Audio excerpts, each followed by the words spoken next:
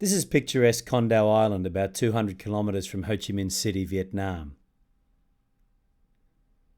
It's without doubt one of the most peaceful spots in a country that's moving at a scary speed.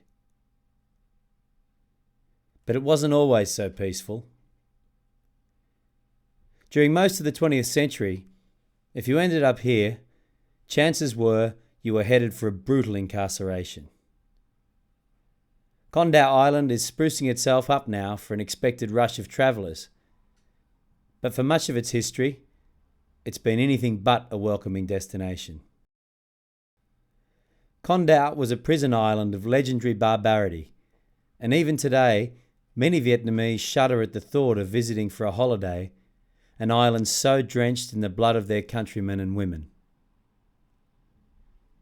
To many, the island is haunted by the ghosts of the some 20,000 prisoners who perished here at the hands of the French and later the US-backed South Vietnamese regime.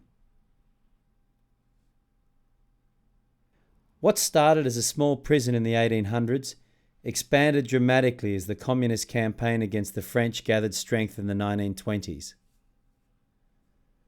Wander through these prison grounds today, and the names of the former inmates make up a who's who of Vietnam's most celebrated communist heroes. This prison became a de facto training school for many of the men who led Vietnam to victory and unification in 1975. Pham Van Dao, Prime Minister of North Vietnam and then United Vietnam from 1955 to 1987. Le Duan, General Secretary of the Communist Party for nearly 30 years till his death in 1986. And Le Duc Tho, Henry Kissinger's legendary adversary in the Paris peace negotiations of 1973.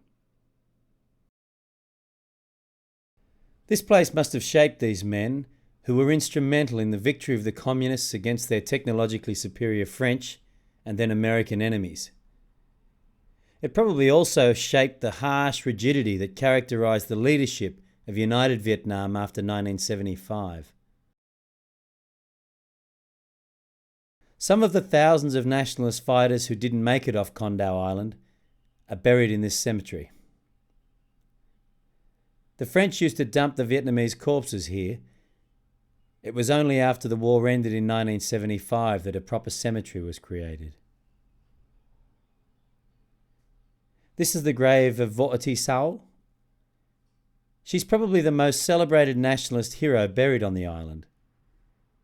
She was shot by the French at this prison wall in 1952, aged 19. Today, there wouldn't be a town in Vietnam without a street named after her. It's the old French cemetery that now lies neglected.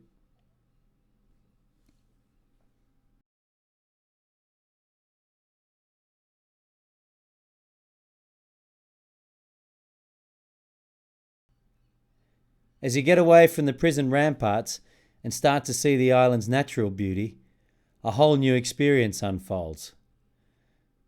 Con Đao isn't a large island, so you can explore it on a bicycle, and it has some of Vietnam's best and least congested roads. The views are amazing.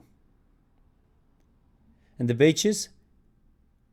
Well, they speak for themselves, and for the moment, you can have them pretty much to yourself. These days, Con Đao is a military base with a thriving fishing industry. Tourism is also starting to make its mark. And if you're wondering where all the people are, you'll still be wondering after you've left Con Đao. The population here is just 5,000. And the main town is a delightfully sleepy place of collapsing French bungalows.